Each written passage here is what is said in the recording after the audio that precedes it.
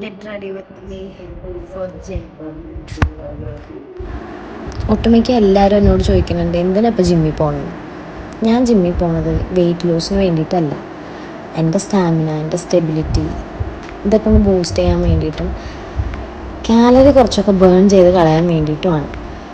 Health എന്ന് പറയുന്നത് നമ്മൾ ശ്രദ്ധിക്കേണ്ട ഒരു കാര്യമാണ്. ഞാനത് വൈകിയാണ് തിരിച്ചറിഞ്ഞെങ്കിലും ഞാനിപ്പോൾ എൻ്റെ മാക്സിമം ഇൻപുട്ട് അതിന് കൊടുക്കാൻ വേണ്ടി ശ്രമിക്കുന്നുണ്ട്.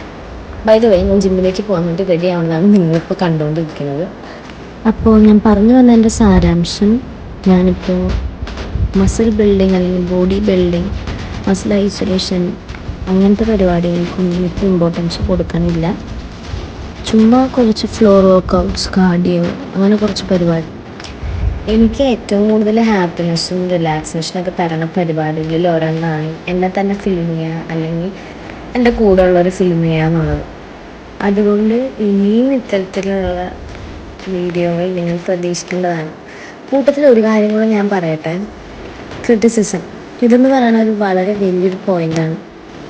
Criticism becomes good when it's a mirror for growth, not a hammer for judgement. Criticism എനിക്കിഷ്ടമാണ്, പക്ഷേ നിങ്ങൾ വിചാരിക്കണ പോലെ ഞാൻ നടക്കണം എന്നുള്ളത് നടപ്പായൊരു കാര്യമല്ല. എൻ്റെ ഇഷ്ടം അനുസരിച്ചല്ലേ എനിക്ക് നടക്കാൻ പറ്റുള്ളൂ. So I am ready to accept kindful and constructive feedbacks since you people all are valuable for me. So, bye.